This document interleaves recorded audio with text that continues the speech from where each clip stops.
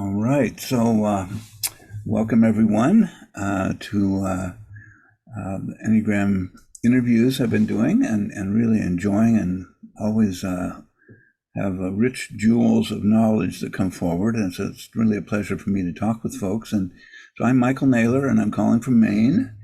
And today I have Nancy Markow with me, and I believe is a type 2, and is going to share, what her experience has been with the Enneagram and what she's doing in her life actively around it, and a little bit of the good, bad, and the ugly. What's been hard, what's been beautiful about two-ishness. So thank you for being here. Really a pleasure to have you here, and just jump right in and give us the map to enlightenment. I don't know that I have it completely, but I'm curious about it. Thank you so much for inviting me. I'm a big fan of yours, Michael. Oh, So I'm honored. So yeah, I'm Nancy Marco. I'm zooming in from Morrison, Colorado, and I do feel like I'm growing from point two, and what I'm doing right now with the Enneagram is practicing with it, weaving it into my thoughts, helping me understand my feelings and my reactions and my actions. How I'm sharing it, I'm retired and I feel purposeful and valuable by sharing Enneagram. I do groups every Tuesday night. Michael's been presenter for that group. It's called Connecting You with Yourself, the Intentional Living Circle. And it is free and open to anybody that has access to Zoom. And we have wonderful speakers with lots of topics. Last night, we just had a speaker from Canada who talked about um, Clear Enneagram 101. Very enlightening because I have so much to learn in hmm. that arena. I also love yoga. Yoga is part of my practice every day, and I weave Enneagram into yoga and I Zoom that 3, 5 days a week. And I do Enneagram chats. I teach a course or I guide a course. I'm trying to take out the word teach because I feel like I'm more of a guide. I'm Hmm. always learning. Participants are always teaching me. It's called Empowered Living, Enneagram from its roots to its wings. Hmm. And I'm a grandma and a wife and a gardener and Hmm. person just navigating what it's like to be over 65. Well, I wonder if you could share a bit about how you learned about the Enneagram, and how you discovered your type. It was way back many, many years ago. My marriage was struggling. I was not aware of myself in the ways that the Enneagram has brought to light. And my patterns and my husband's patterns were not working. I didn't want to deal with that. And I was also I have two daughters and Hmm. they were in middle school and one was very popular and one was very studious, I'll say. She was not a popular one. They were both coming home crying every day, and I found the Enneagram seeking support for my children because I wasn't turning inward as a two often doesn't want to do, and I was focusing on what can I control, Hmm. and I wanted to help them. And what I found that we had a wonderful teacher. Her name was Maureen Murphy, and she would come to our home. I would make her dinner in exchange for her teaching us. And she would sit at the dinner table and she'd taught us all about types and patterns, the gifts, the challenges. So we all got to learn, and the experience was life changing. It was Hmm. such an amazing um, way to see, for one, that my daughters were two really different individuals. One identified at type 8, one identified at type 9, Hmm. and the way that I was parenting them needed to change drastically. And as I followed um, my teacher's uh, advice or the teachings, magic happened. Hmm. Really, I was like, wow, if this can make such a difference in the Hmm. relationship with my daughters, what happens if I turn inward? And I was already on that path. And the Enneagram was instrumental. The marriage did end, but it ended very amicably. Hmm. My ex-husband identified at type 7. And I'm very proud of this, even to today, because that was in 2000 that we got divorced. And just 2 weeks ago, my ex-husband, my son-in-law, my husband now, and me, we all played golf together. And it's just lovely, Wow.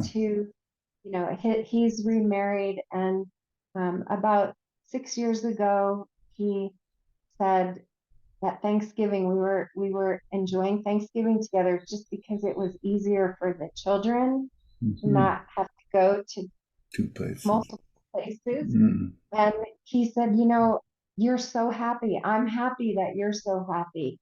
And Hmm. he said, I'm happy too. We were not really good for each other.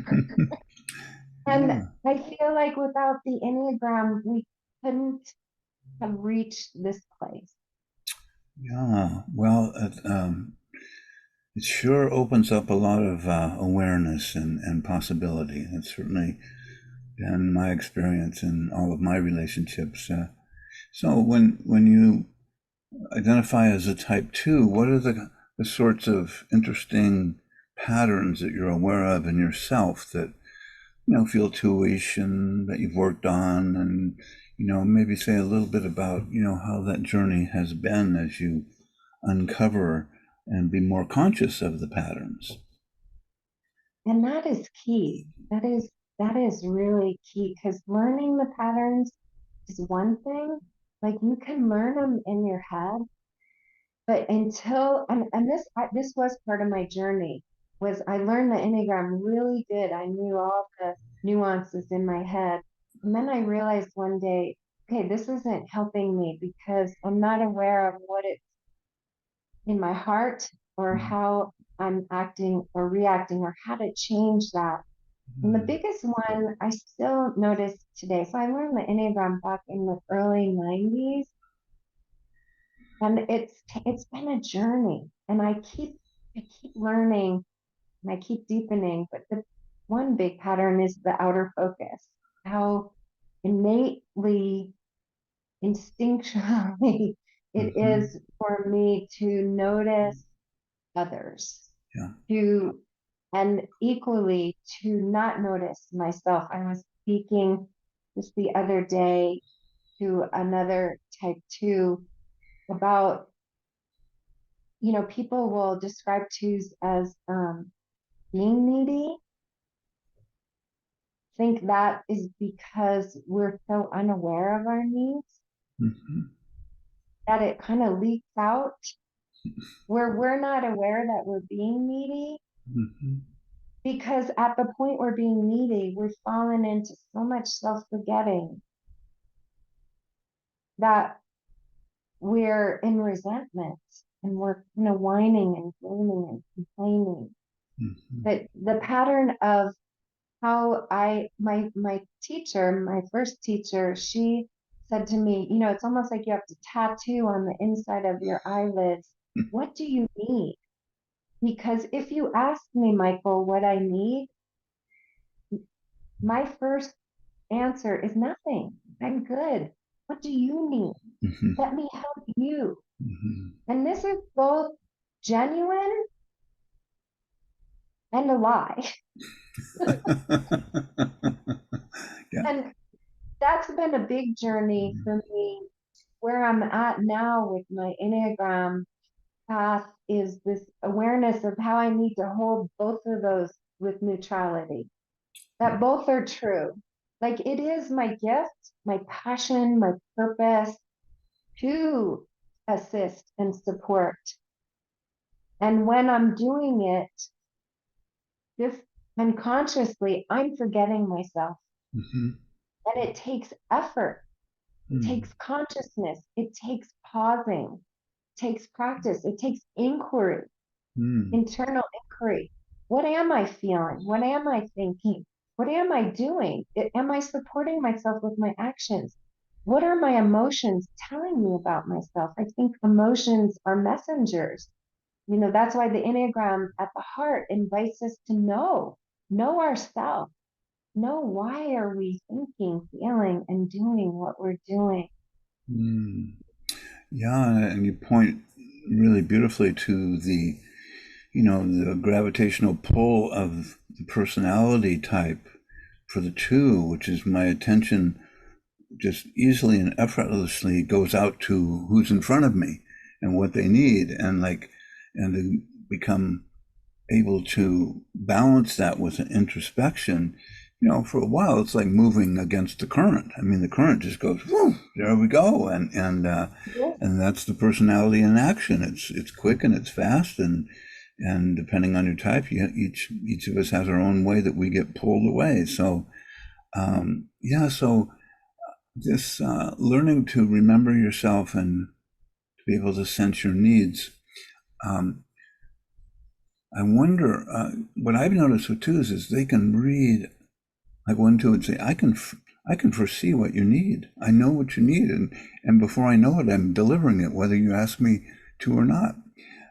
It's just like where the focus goes, and then the question seems that how do I begin to not be so quickly hypnotized by that, which is a beautiful wish to help. Don't want to get rid of that. But how do I balance that with noticing myself? And I wonder what has helped you to become a little bit more conscious around, paying attention to what you need. It pausing, pausing to ask. So like my first teacher said she was kidding about tattooing on my eyeballs, but just asking myself. I made up a little meme, a little square thing that I put around my house, and I have to move it because you don't see it after 7 days. But just asking 3 questions: What am I thinking? Are my thoughts supporting me? Because another pattern of the type two is, we don't have a natural connection to the head, and some people misunderstand that, but twos think a lot, and we make up a lot of stories. And Mm-hmm. we make up a lot of stories that are fueled by shame. And the Mm-hmm. shame is unconscious. When I first learned that the emotion at two was shame, I was like, I don't have shame. I don't have that. Oh my gosh. Mm-hmm. When I heard it explained as lack, when I heard it explained as guilt, Mm-hmm. I was like, oh, I'm always guilty. It's always my fault.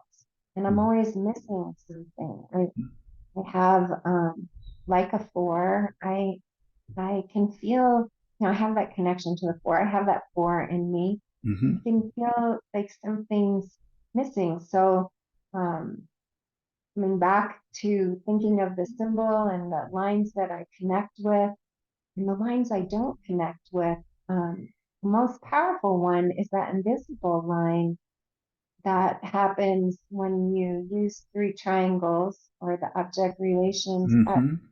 9 to 5. When I learned about that 9 to 5, it really opened up new awareness for me because it invited me into inquiry.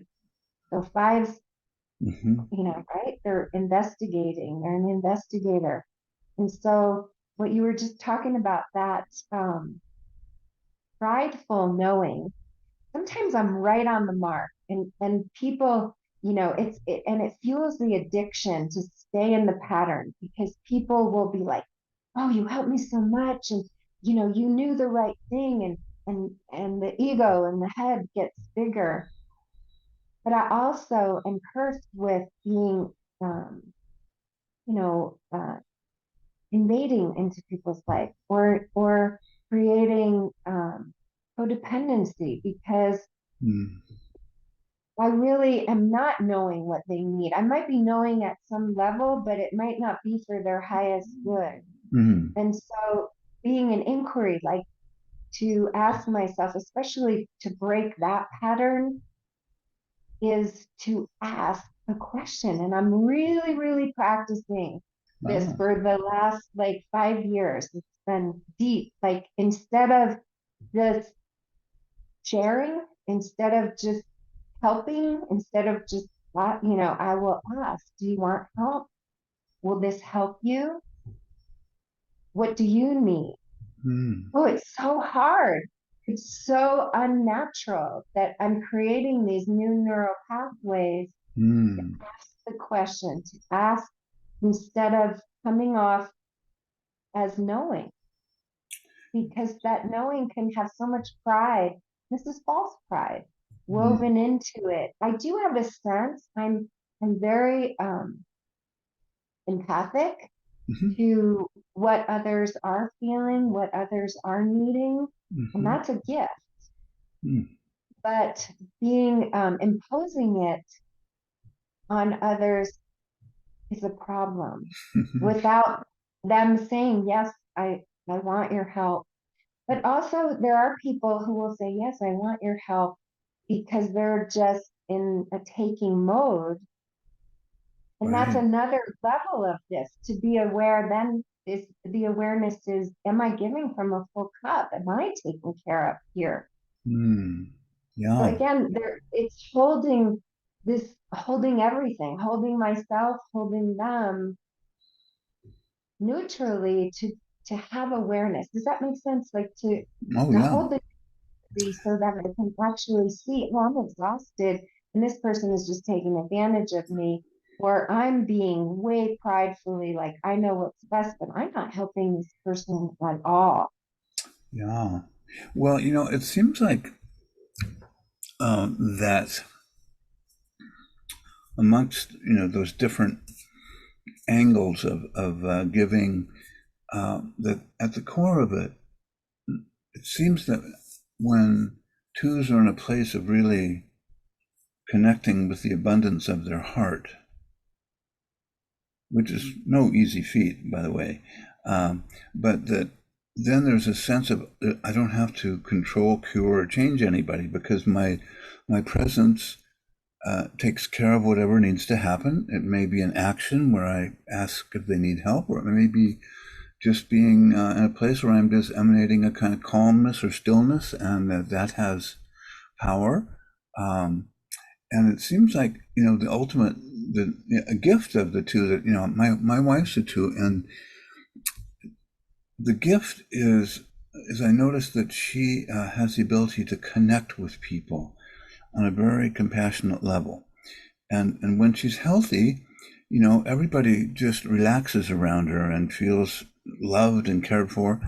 And if she's feeling not in a good place, or feeling like she's not loved, then that's when her assertive part comes out, where she starts reaching in to connect and make sure we have it. So, but these are fragile energies to observe. I mean, it's not like you say, you can get it all in your head center and know, like, I know something. And then when it comes to actually living it and noticing it in the moment, that's the work. So it sounds like you've been doing some really beautiful inquiry. I really like what you're saying around how you're working with it. And, you know, uh, for some twos, realizing, wow, there's people that just spot me and know I'm going to give them my whole everything I have, and they just suck me dry, right? Oh, and it is so energetic. You use that word. It's so energetic, because it can be not doing anything. And I have so many stories. Like it can just be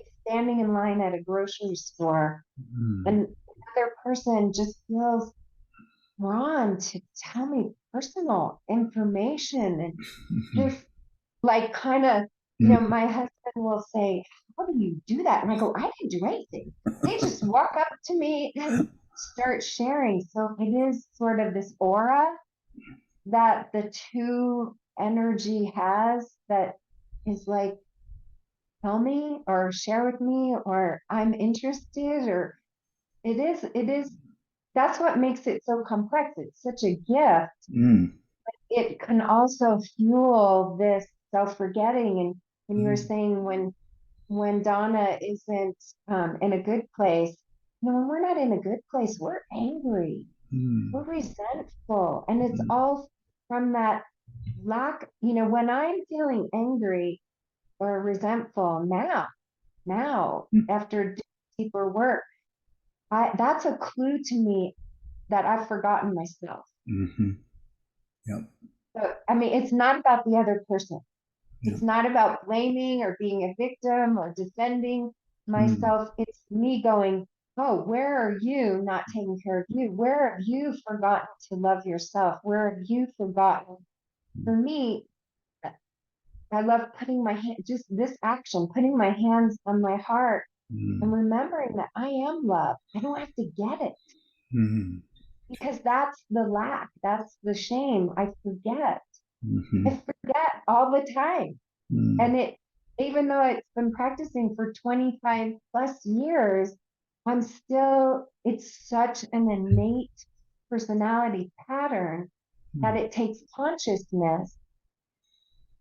And I like this practice, putting my hands in my Yeah. heart, coming home. And Yeah. I'll say Yeah. that yoga, I come home. I come home, Mm. remember myself. And it's funny because my husband he identifies as type 3. And so we can have, a shame fest. But he'll say, do you need to go do yoga? And I'm like, yes, I need to go do yoga because I come home to my heart with yoga. I come into Oh, my good. body. Beautiful. Yeah. Yeah. Awesome. Awesome. Well, it's one of the things I think it's sort of tossed around is this idea that for twos seem to be hardwired around the idea that if I really pay attention to my own needs, then my inner critic says I'm being selfish and I'm not being loving, and I want to be loving, so forget about me. What do you need? And I know for Donna, as she has worked the stuff, and as she learns how to step forward into what she needs, that she realizes I have to kind of bear with the guilt trip of the inner critic because it's like not going to let me go easily. So, sometimes I just have to ask for what I need, and then there's the guilt, and I just keep moving forward. Um, but the bottom line being learning to say directly, this is what I really need help with, or support from you, or what I want from myself. Being direct, um, it seems the antithesis of what the strategy twos had to adopt as little ones, where they go around and they're indirect and don't let you know, um, while they know exactly what you need. So, I mean, what's been your experience with that? Uh, well, my biggest experience, my biggest aha on that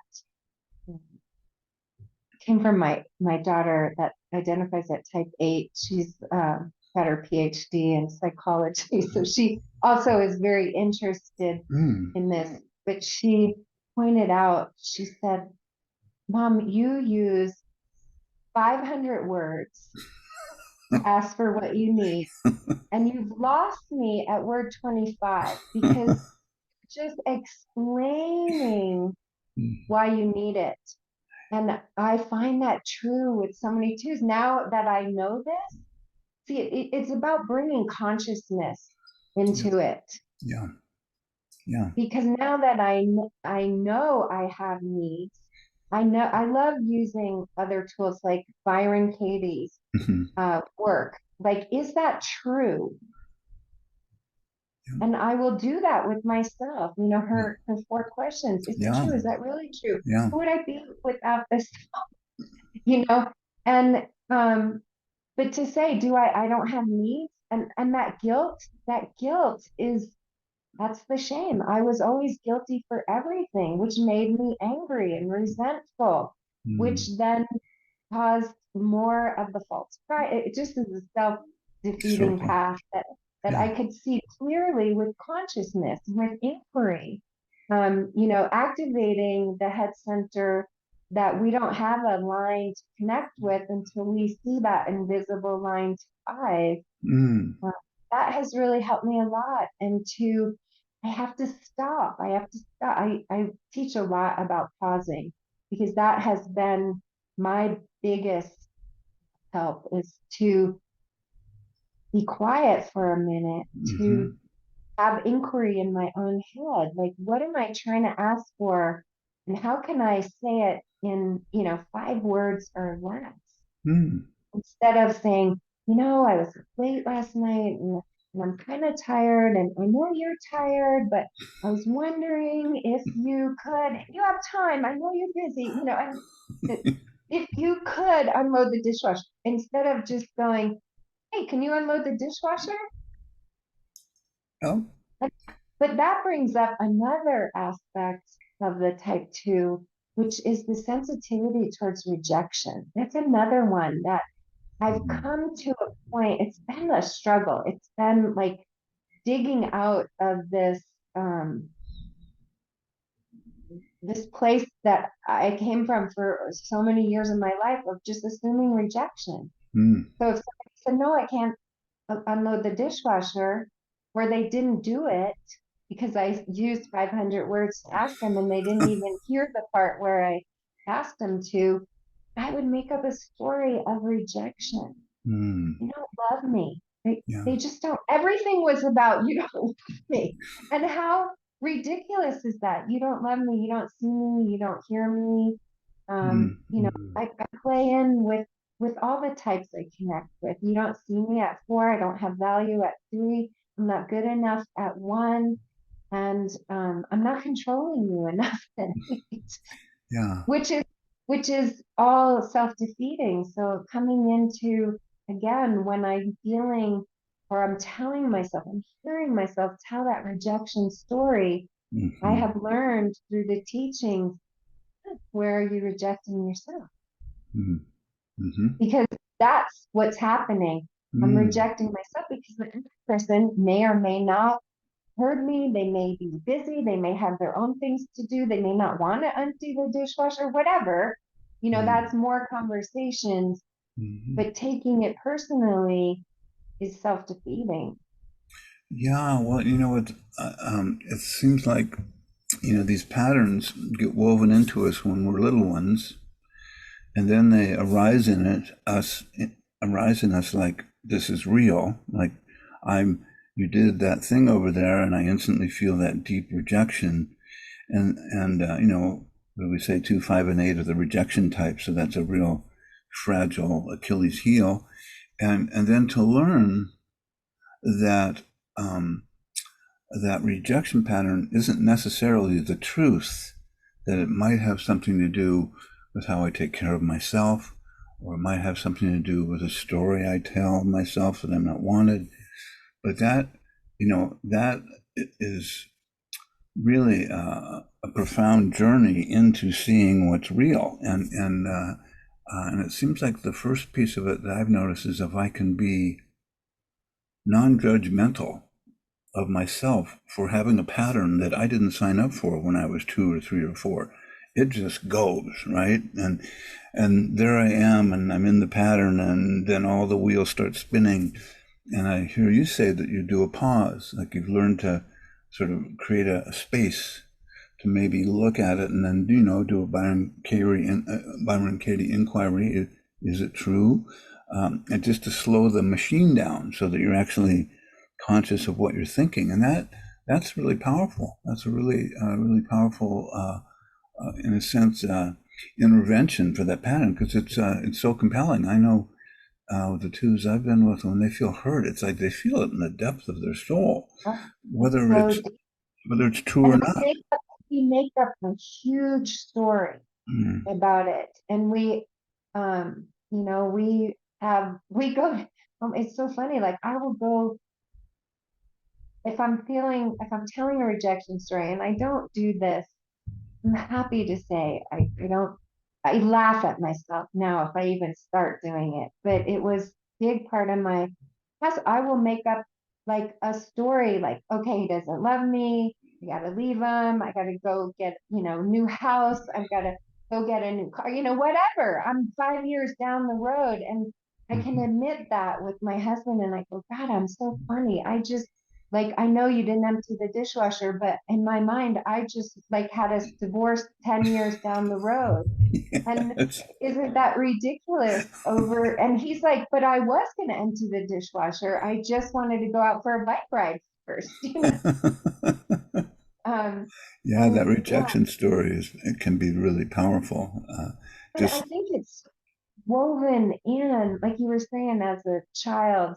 My first memory that I have is my mom was pregnant with my younger sister, and I was about 2.5 years mm, old, and she couldn't bend over to sweep the dirt into the dustpan. And so I was doing it for her. And um, this is so embedded. I mean, I hope that it comes through clearly of how much the perception of the two personality was fueled by this because she looked down at me with such love and mm, admiration and she said, "You're such a good little helper." And that I immediately I can see it so clearly. I learned, mm, oh, if I help, then I'm seen, then I'm loved, then I have value, then I'm good. mm. Yeah. And that was at 2.5 years old, Mm, that pattern. And then it's also fueled by people unintentionally. But isn't it so easy to be with somebody who just wants to make you happy? right. To become best friends. He needs, you Mm, know, people will really reinforce. And it's a gift. But when I'm forgotten, when mm. I forget myself, it's a curse. Yeah. Yeah. Well, it's like Richard Rohr says. Our gift, whatever our gift is of our type, it's also a curse until we become conscious of how it gets activated easily and we get identified with it too quickly. But so uh, it's really wonderful to hear the work you've done to discern and start to really notice the difference and not because I know I've talked with twos and I'll say something like I've noticed with twos sometimes they might go to bed feeling really loved by their partner and in the morning it's like I wonder if I'm still loved. I I'm looking for signs like because you maybe it's like my heart space is empty again and I gotta like reprove my value and hopefully I do it by the time I go to bed at night. But I wake up in the morning and it's like, okay, well, we've been together for 30 years, but this could be the day it goes down. I mean, it's just that kind of really a fear pattern that Yeah, is not that's a un huge story. yeah. Yeah. It has no logic to it. It's not a lot. That's why the need to go to five to bring logic into it and to name it as a feeling. So to me, that's a perfect example. So if I'm waking up feeling already, disconnected from myself and from others, Hmm. it's bringing that consciousness in and being able to laugh at, hey, what is this emotion Hmm. telling me about myself? Because it's the emotion of feeling that disconnection, as you said, from the heart. It's an invitation. Instead of going into the victim story, it's an invitation to maybe spend some time with myself that day and to Hmm. not be so worried about, connecting with this person that my head is saying, oh, they don't love me. Because again, every time I'm thinking someone else doesn't love me, what is actually happening is I'm forgetting to love myself. Hmm. When I can love myself, when I can, and that was a big part of my journey as a two, because before I had this awareness, I never spent time alone. If I had time alone, I was calling somebody on the phone or Hmm. going over to neighbors or finding somebody to help or Hmm. something to feel, volunteering for a position or something. So I was so busy. I was always giving, giving, giving. And what that did was leave me empty and exhausted and angry. And that's Hmm. kind of where I really started the deeper work, which was almost 10 years into after learning the nuances of the Hmm. system, Hmm. was that point where I went, oh my gosh, I am angry and resentful all the time. Yeah. Well, it's um, sometimes I think it's rather miraculous, when people move from the head center story, and then all of a sudden drop down. It's like, whoa, this is something that's real and palpable. I've compared it to, going down into my basement with a flashlight for the first time and looking down there and going, oh my God, I didn't know this was, oh, that's in those books. Oh no. And then that's when the work begins. But it's not usually uh, fun at the beginning, although, it's usually, I mean, it wasn't for me. It was really hard and shocking for, It's hard. Yeah, it's yeah. hard. The impulse is to not go there. What really, really helped me was, I think this was from Wayne Dyer. I don't know who I got this from, but the concept that emotions are messengers. They're not something to deny. Hmm. They're not something to become. And I was really good at either denying them or becoming them. Mm. And I was blown away when I was taught, what are your emotions telling you about yourself? That was that was life changing, Mm. because when I could look at the emotion, hold it, and say, what is this anger saying about myself? What is this resentment saying? Or what is this joy? Or what is this fullness? To look at emotions completely differently than I'd ever been taught. Yeah. Because I only was taught, and I was demonstrated by people to either become the emotion, become hysterical, become emotional, become needy, weepy or whatever, or needless. Needless would be to be in denial. I don't have any needs. And both Mm. of those are self-sabotaging strategies. But Yeah. when I came to go, hey, what is this emotion telling me about myself? It tells me exactly what I need. Well, I think that's such a powerful recognition, because I know in, certain spiritual circles, there's this idea that you're supposed to get rid of your anger and be this laid back, person who's, done great spiritual bypassing and now just, says Om all day, as opposed to, as you've spoken to really clearly, is that they're messengers. There's something, there's a conversation to be had, and something's touching you, and nothing is to be suppressed, and nothing, and try not to act it out, but just to be with what's the gold here, you know, and that's really, I know twos.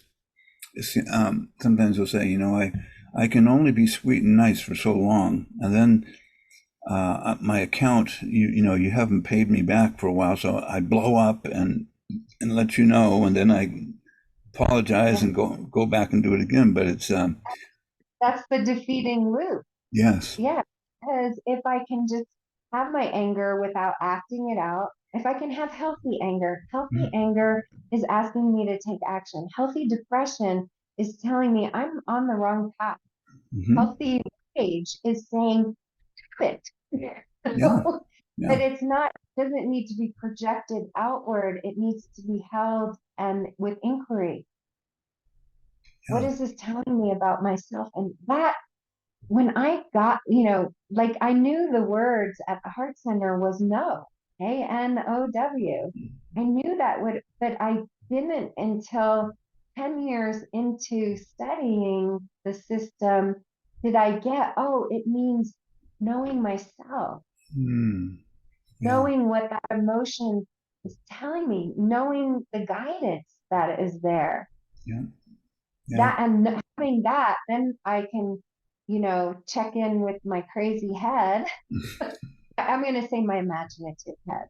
I have a Hmm. lot of imagination. And then looking at what am I actually doing? Because so often in my past, what I was doing was in direct conflict with what I needed. Hmm. Yeah. And what I actually knew when I integrated my right and left hemisphere and got into my high mind to have that clarity, to have that consciousness, it was like, oh my gosh, your actions are not matching. I wasn't in alignment. Yes. So that's another practice that I have is to, Ginger teaches this, and I love her teaching on this. Like, ask your head, ask your heart, ask your body, and then notice what is your body doing? What is Hmm. your heart asking? What is your head thinking? Yeah. And then how do you get them into, the higher levels of development that Rizzo Hudson Hmm. created? How Hmm. do I reach for that level, 3, 2, and 1? How do I reach up there? It's not like I don't believe, and I don't know that anybody actually gets and lives up there. I don't know any human that has. I know for myself, I just keep reaching. Yeah. Yeah. Yeah. Well, it, I like what you said about this idea of checking in with your body, your heart, and your head, and noticing. Um, this is one of the things they talk about a lot in the Gurdjieff work. Is that you've got three minds. Your head wants to do one thing, your heart wants to do the other thing, and your body wants to do the other thing. And of course, there's no unity, right? You haven't learned how to bring, a sense of unity to your awareness. But if you start noticing, oh, I've got three directors here, uh, and how do I get them on the same page? And isn't this interesting? I have this passion in my heart to write today, and my body's like, I just want to sit on the couch and eat potato chips, right? Well, how do I reconcile that? Well, the potato chips are looking pretty darn good. I'll get to the heart tomorrow, but it's such a powerful inquiry to start to notice how these three intelligence centers of intelligence are working. Um, and I imagine, I notice, like I've been doing yoga for many years too, um, and I probably do yoga a couple times a week, but I always notice that it feels like my head and my heart and my body come into alignment for a period of time, particularly if I'm really putting attention into my body as opposed to planning what I'm going to buy on Amazon later on in the day. That's a different kind of yoga. It's not the mindful, but I've really felt that kind of correlation occur, and my head center getting quiet, and just there's like a soothing delightfulness that comes through for a period of hours. Um, but what have you noticed in for yourself with your yoga practice? How would you say it's contributed to you? I've loved exploring weaving Enneagram into yoga. Yoga is energetic. Enneagram is energetic. Hmm. The next thing I put together was how the Enneagram point, and I'm not talking about the typology, I'm talking about the type wisdom. So forget the types, Hmm. but think about the essential qualities or the Hmm. virtues Hmm. of each of the points and how they fit with each of the chakras. Hmm. And then poses invoke different chakras or different Enneagram points. Hmm. And then you've got the breath, which is helping to, bring consciousness. You've Hmm. got the mudras, the prayer mudra. I love learning this as we Hmm. bring our hands together in a prayer mudra, it's energetically integrating the two hemispheres of our mind. Mm. When our mind is integrated, it makes space between our thoughts and the observer part of ourselves, or the essence part of ourselves. So just Mm. the movements, mudras, breath, the poses, I'll say um, warrior one is about point six. It's about having the courage Mm. to do the work. It's about facing yourself. It's Mm. about being able to know yourself. Mm. Six goes to three, and in the invitation to understand at six, to know at three, and then to go to nine, all in warrior one, to feel Mm. that movement where you come into peace, where you come into seeing to inclusion of your head, your heart, your body. It happens magically. Mm. Yoga for me is magic. It Mm. brings me into integration. It brings me into presence. Yeah. And it's through the breath, it's through the movements. It's it's all. I have many ways I get there. I'll use the Mm-hmm. chakras, I'll Yeah. use the poses, I use the points, and I think about what point are Mm. we bringing here? And I play with it. Like we'll do triangle pose, and I'll go, okay, we're in triangle pose. So again, 3, 6, 9. But let's fold over. Let's do a forward fold here and look at the world upside down. What else is possible? Mm. You're looking through your legs, and you're seeing the room upside down. How does that shift your perception? Where's your perception stuck? So Mm. I just love weaving the ideas, the concepts into the practice, because I think it's all just a different approach to the same thing. Mm. I like that. Well, I can really feel your excitement and passion and your creative juices flowing as you talk about this. It sounds like it really touches you deeply, and which I remind it seems like it's I was just thinking of two moving in the direction of four. The individualist, the creative, alchemist, creativity, all of Yeah, that, and it sounds like it really there's a way that blends with that part of you. before all the types are healing. I believe you can integrate or disintegrate anywhere. I mean, I can go into the four and be melancholy and Hmm. self-focused and Hmm. miserable, or I Hmm. can go to the four and be creative and be see the beauty and uh, feel deeper than feel from an equanimity, from a place of balance. Yeah. I can use the four energy to awaken. The four energy is so important to me. And yet what I also notice is I can't get to that high level of four without first doing the work at point eight. Hmm. Point eight, the old teachings, I don't think anybody teaches it anymore, but the disintegration at eight, it's only disintegration when it's unconscious, Right. because Right. eight invites me out of my rejection story, out of my, like, point eight invites me into truth, egoless truth. Mm. Requires strength. It reminds me I am strong. Mm. And it allows me to go into inquiry at 5. I need to go to 8 first. And Yeah. to find my internal strength, to find my truth. 8 is another rejection type. So I could go into more rejection there, but I just to see the choice from that egoless truth, then I can drop down into 4 Mm. um, and really waken. Well, this could be a whole another conversation, the lines and all that. I'm really in a line with you around, that I think there's been a lot of relabeling, but I can notice, as a four, I can go to healthy two, or I can go to less healthy abandoned two. I can Yeah. go to healthy one, or I can go to critical perfectionist one. And if I'm awake, I notice it, and I can sometimes do something about it, right? But I think, I think the ultimate truth is that we can go to the positive or negative of all of the energies, Yeah, and every point.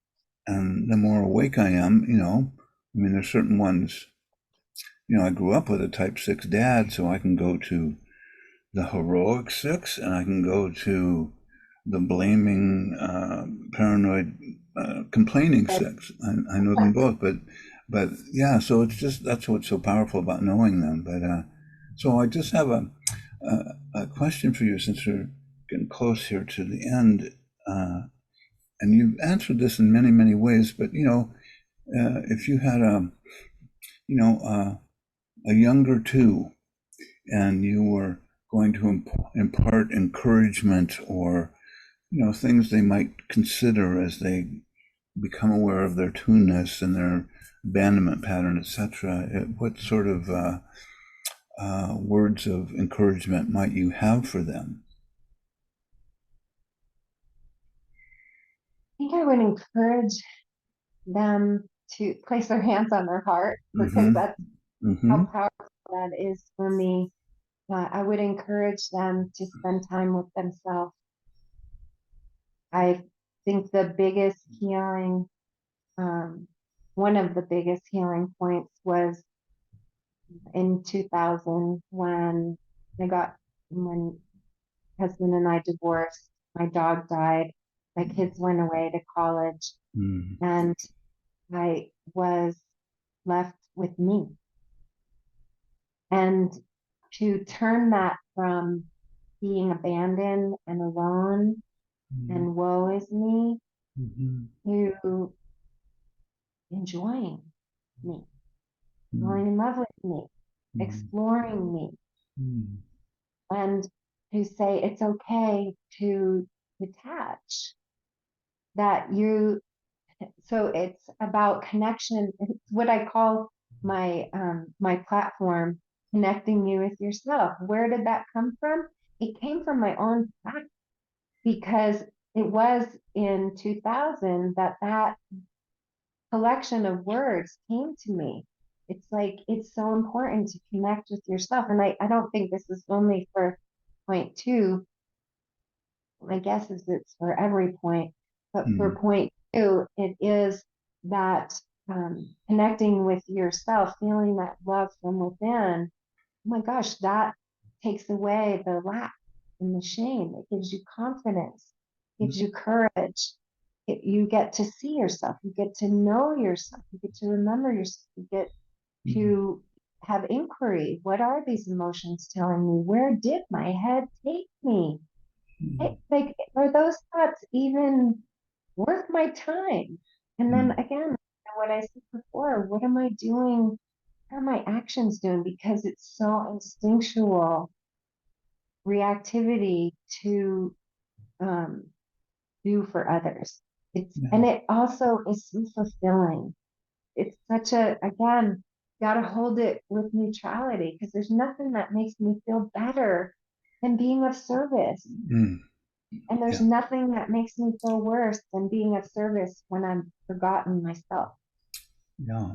Well, that's the that's the powerful inquiry to notice, and it's a work in progress.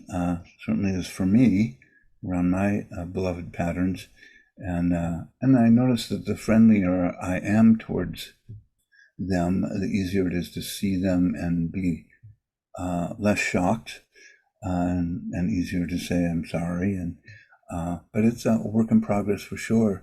So yeah, so I just really have appreciated you. You've given us so many gems, and I know the twos are, these are just really beautiful tools and ways of doing inquiry or working with patterns that are really strong, and until you start to have some capacity to get a little objective and see them rather than being eaten by them or taken into the Right? movie of abandonment, and Right. uh, and then this whole thing of learning to notice, oh, I just watched that abandonment movie.